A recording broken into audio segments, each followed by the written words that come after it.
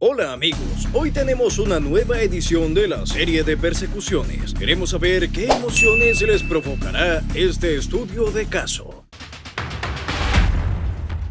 Marcamos la casilla junto al estado frecuente de la serie de Persecuciones y nos dirigimos a la costa oeste, donde nos espera el Gran Los Ángeles. Alrededor de las 7:20 de la mañana del 4 de octubre de 2022, un grupo de jóvenes intentó ingresar al garaje de una casa en la esquina de Cantor Lane y Lemon Avenue en Free Oaks, un próspero vecindario de Walnut. La alarma activada no solo despertó a los residentes de la casa, sino que también ahuyentó a los ladrones que huyeron en un BMW serie 7 negro. El sistema de videovigilancia permitió registrar la apariencia de los intrusos, así como el aspecto de su automóvil, incluyendo las placas del sedán. Según revelaron los agentes del departamento del sheriff del condado de Los Ángeles, las matrículas pertenecían a otro vehículo. Los agentes del sheriff localizaron el sedán unos 10 minutos después en la zona de Baldwin Park de la ciudad, al noroeste de donde se llamó a las fuerzas del orden. El conductor del vehículo con los cristales fuertemente tintados no obedeció a una señal que le pedía que se detuviera, lo que desencadenó una persecución. I see the blinker going on this every now and then, which is kind of unusual just for a BMW in itself. But right now you can see this vehicle making his way northbound 605.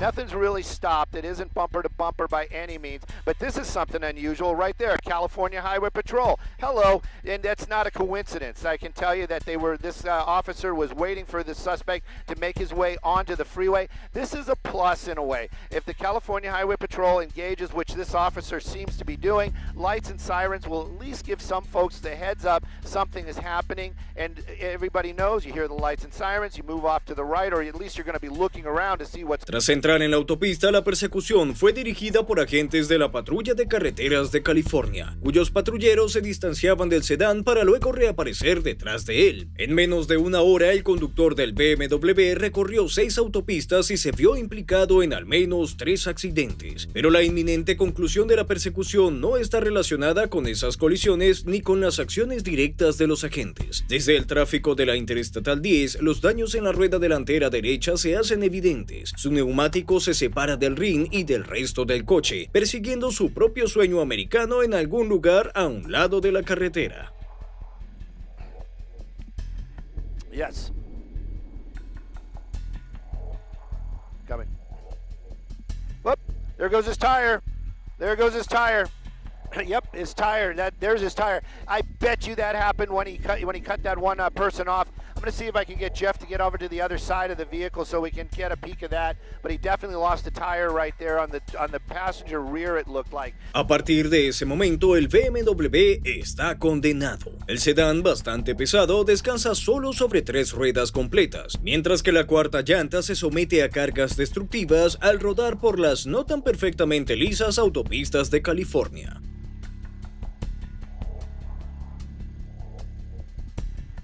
Yep. They're definitely going to I got the word from Jeff. He's talking to the law enforcement that they are definitely going to re-engage the pursuit. And it does look like he lost the front wheel. And that just, it just sent chills through me because now he's going to have the problem of braking. He's going to have the problem of maneuverability. That motorcycle officer. Yeah, that motorcycle officer definitely can be there. There's very little he can do against that vehicle, meaning there's no way he's going to bump into it or do any kind of pit maneuver, but definitely lost that front wheel, so his steering is going to be a little off. This is going to be one of those spots where hopefully I don't lose it because he's going to be going underneath a lot of stuff right there. Let me see if we can get ahead of him here, see if he stays on the freeway or he tries to get off the freeway. There he is, right there, the older BMW.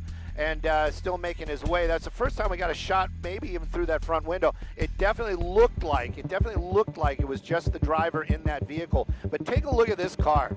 Man, he's rolling around 3 tires and 4 rims, and still driving at 50 miles an hour. Usually not. I would say that there's been 1 or 2, but in this case, you've got that rim. You're down to the rim. Big BMW, morning traffic. All these eyes on you. My guess is you should just pull over. Just pull over right now.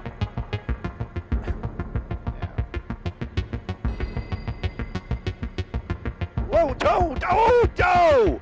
Oh, no!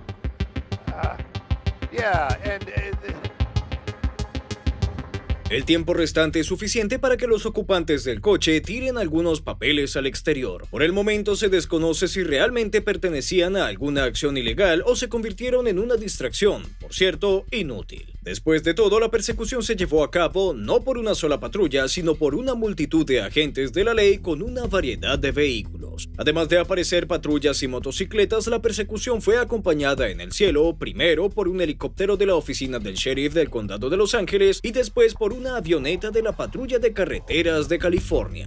Yeah, definitely. It looks like it's starting to come apart here. Pieces are coming apart.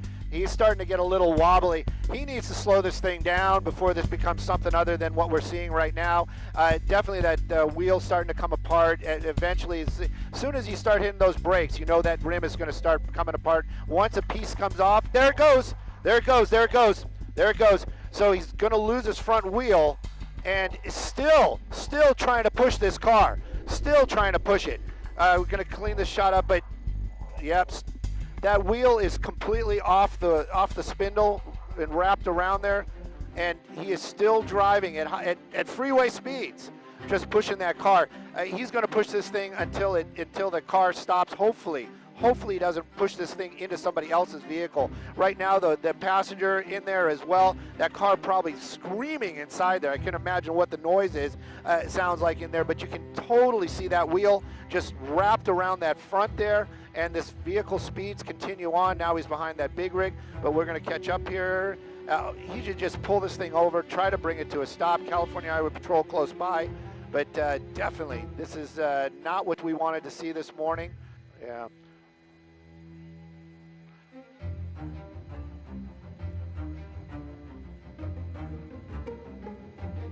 And he's just grinding it down and grinding it down. Hopefully it'll start getting to the point where, he'll lose something important, very important, like an oil pan. Start losing that oil, that engine will come to a stop, or possibly the vehicle starting to overheat, getting pushed so hard. But right now you can see this car still rolling around here. Three tires, that's it. That front wheel is actually probably hindering that driving, if anything else. I can't imagine he has any kind of solid maneuverability as this continues on. Southbound 5 freeway. And at speeds, like you said, I was shocked. I was actually just, I was doing the camera there. I was shocked when you said the speed. I looked up and I was like, oh my God, this guy is really going 70 miles an hour. There we go. The rim totally gone now. Completely gone. So now he's rolling on 3 wheels. And that actually might have given him a little bit more maneuverability, but it's not going to give him any stopping power, and it's definitely not going to give him any kind of ability to make a sharp turn, as in getting off the freeway. California Highway Patrol joining in again right there, and it's a lot more smoke coming out of it, probably because he's trying to brake. I'm going to get Jeff to get us away from the sound wall as we're making our way off the freeway there. Probably the best bet, but I'm really wondering what is he going to do when he gets to the bottom of the freeway. He's not going to have any kind of braking power, and I'm wondering if this car is going to even continue afterwards. And I don't want to say that, but it is what it is. And we're going to stay with it as long as we can. If we keep heading this direction, we're going to be getting this closer to some other airports. But right now, though, you can definitely see this vehicle coming apart. That front wheel being held on by pieces. And that's a part of it too. If that comes apart at these speeds on the freeway and a big chunk of that comes off, that could hurt some people as well. There goes the rear bumper. Yep, there goes the rear bumper. Yeah, drive it till the wheels fall off. This guy is taking that to the actual literal meaning.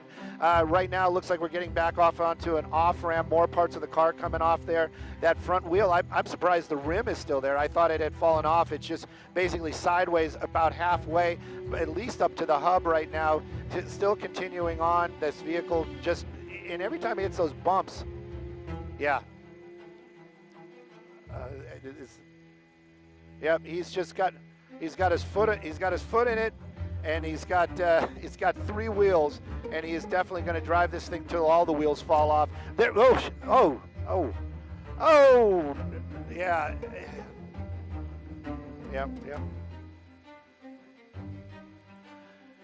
You just got to kind of wonder what California Highway Patrol. I mean, these guys want to bring this thing to an end. Yeah, more pieces coming apart. At least he's off to the side, and if it happens over here, it'll just go off the roadway. But when he's out there in traffic, and that starts happening like that, that rim coming off at 80 miles an hour, 70 miles an hour, that could be a real problem for anybody that might be nearby. Continuing on there, some of those big rigs passing him. It looks like, I wonder if the car just keeps pulling off to the right. I mean, it just because he's missing all those parts. Yeah, definitely. Definitely. There we go. And pin him, pin him, pin him, pin him, pin him, pin him. Do it, do it, do it. I'm sorry. Yeah, he almost had that opportunity right there, but even at those speeds, you know they want to bring this thing to an end, but they have to be safe, and they have to keep the safety of the officers in mind and the suspect. I can't clarify that enough. These officers are, they are thinking about the safety of that lunatic behind the wheel, and right now it's swerving around.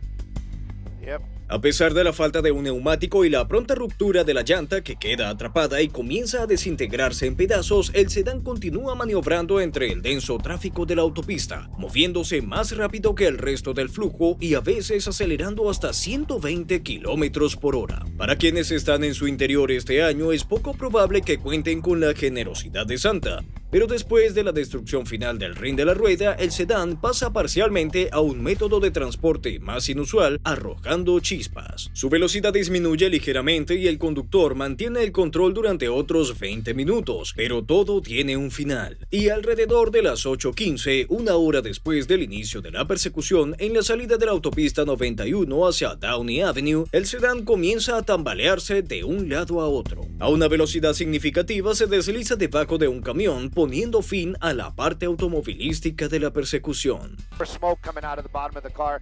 Hopefully that thing is going to, maybe he's starting to get smoke inside the car.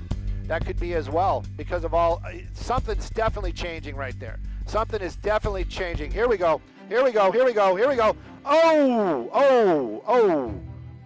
Okay. And doors open. Is he really going to try to run? Oh, what's CHP doing? Okay. Jesus, guys. Two people inside. We were asked by law enforcement to keep an eye on the passenger. So we're going to keep an eye on this guy right there the best we can while the California Highway Patrol is, if I can keep an eye on both of them, I definitely will. But they usually separate there. Got on the other side of the freeway. Jeff, we need to get over to the we're moving Skyfox the best we can. We'll keep an eye on him. To get away. I hope they don't try to carjack anybody. That's kind of what I'm worried about right there. There he goes. That's the driver. I don't know what happened to the other guy. Yeah. He is definitely trying to get somebody, which is, they're both right there. They're both right there. And there we go. Oh, there's law enforcement. Hello. Yeah.